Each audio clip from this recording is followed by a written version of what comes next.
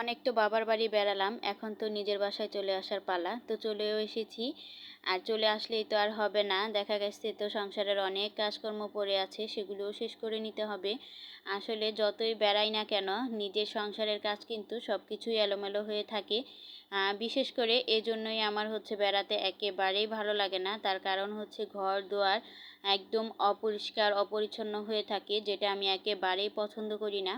তো কি আর করার, এক জায়গায় থাকতেও তো ভালো লাগে না। মাঝে মাঝে মনে হয় যে কোথাও গিয়ে বেরিয়ে আসি বা ঘুরে আসি, এরকম আর কি। তো আসসালামু আলাইকুম, কেমন আছেন সবাই? তো সকালে নাস্তাটা করে নিলাম। আমি হচ্ছে সকালে নাস্তাটা প্রায় 11টার দিকে করেছিলাম। আর সেজন্য হচ্ছে ভাত টাত বসিয়ে মাছে লবণ টবণ হলুদ টলুদ মাখিয়ে তারপর হচ্ছে নাস্তাটা খেয়ে নিয়েছি। আর এইদিকে দেখেন রোদের কি অবস্থা, এই তো রোদ আবার এই তো বৃষ্টি। জামা কাপড় তো নেড়ে দিয়েছি অনেকগুলো, কারণ হচ্ছে আমার ছোট একটা বাচ্চা আছে, ওর তো অনেকগুলো জামা কাপড় হয়। তো প্রতিদিনই হচ্ছে আমাকে জামা কাপড় ধুয়ে তারপর নেড়ে দিতে হয়। এই বৃষ্টি বাদলের দিনে না জামা কাপড় শুকাতে অনেক বেশি কষ্ট হয়। আর এইদিকে দেখেন মুরগি ডিম পাড়ার জন্য খোয়ারে ঢুকলো। এটাকে তো আমরা খোয়ারি বলি, জানি না আপনারা কারা কোন ভাষায় কি বলেন, তবে আমরা এটাকে খোয়ারি বলে থাকি। তো অনেক কাজকর্ম করেছি অফ ক্যামেরায়, তারপর চলে এসেছি রান্না বান্না করার জন্য। এখন প্রায় 12:30 বাজে। তো মেয়েকে গোসল টোসল করিয়ে খাইয়ে দাইয়ে ঘুম পাড়িয়ে তারপর হচ্ছে রান্না করার জন্য চলে এসেছি। এজন্য অনেক বেশি দেরি হয়েছে রান্না করতে। তো কি আর করার, এভাবেই কিন্তু আমাকে কাজকর্ম করে খেতে হয়, যেহেতু আমি একা একা কাজ করি। তো মাছগুলো প্রথমে আমি খুব ভালো করে ভেজে নিয়েছি, তারপর পরিমাণ মতো তেল দিয়ে ভাজিটা করে নেব।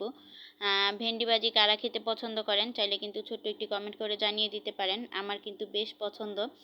আমি ভেন্ডি ভাজিও খাই, সেই সাথে ভেন্ডির তরকারি, ভেন্ডির ডাল, সবগুলোই আমার পছন্দ। যদিও অনেকের পছন্দ না, তবে যারা যারা পছন্দ করেন চাইলে কিন্তু ছোট্ট একটি কমেন্ট করে জানিয়ে যেতে পারেন। আর আজকের ভেন্ডি ভাজিটা এত বেশি মজা হয়েছিল, যেটা আমি আপনাদেরকে বলে বোঝাতে পারবো না। আমার কাছে অনেক বেশি ভালো লেগেছে। আর এইদিকে আমি তো ফ্রোজেন করে রেখেছিলাম গাঠি, তো এটা হচ্ছে হালকা একটু ভাপ দিয়ে তারপর আমি ফ্রোজেন করে রেখেছি। যার কারণ হচ্ছে আমি বাবার বাড়ি চলে যাব, আর ওই দিনই হচ্ছে আপনাদের ভাইয়া এই গাঠিগুলো নিয়ে এসেছিল। সেজন্য হচ্ছে আমি গাঠিগুলো কেটে ভাপ দিয়ে তারপর হচ্ছে ফ্রিজে রেখে দিয়েছিলাম, নয়তো বা নষ্ট হয়ে যেত। আর এদিকে দেখেন ভাজিটা কিন্তু আমার প্রায় হয়ে এসেছে। অনেকে না ভাজিটা একদম কাঁচা কাঁচা নামিয়ে ফেলে, আবার অনেকে একটু ভাজা ভাজা করে, তবে আমি অনেক কাঁচাও নামাই না, আবার অনেক ভাজাও করে ফেলি না, মধ্যম রাখি আর কি, মিডিয়াম আর কি। তো যে যেরকম খায় বা খেতে ভালোবাসে সে কিন্তু ওইরকমভাবেই করে থাকে, যার যেরকম পছন্দ এটাই। তো এইদিকে তো আমি ভাজিটা নামিয়ে নিয়েছি, আর এইদিকে বসিয়ে দিয়েছি হচ্ছে মাছের জন্য পেঁয়াজটা। তো পেঁয়াজটা খুব ভালো করে মজিয়ে নিব, তারপর ময় মশলা দিয়ে খুব ভালো করে কষিয়ে নিব। বরাবরের মতোই আমি খুব ভালো করে মশলাটা কষাই। যদি খুব ভালো করে মশলাটা কষানো হয় তাহলে কিন্তু সেই তরকারিটা খেতে অনেক বেশি মজার হয়।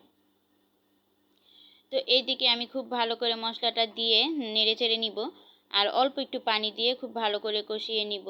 আমি হচ্ছে তেলের মধ্যেই হলুদের গুঁড়ো, মরিচের গুঁড়ো, আদা রসুন পেস্ট দিয়ে দিই, তারপরে হালকা একটু ভাজা ভাজা করে তারপর অল্প একটু পানি দিয়ে খুব ভালো করে কষিয়ে নিই।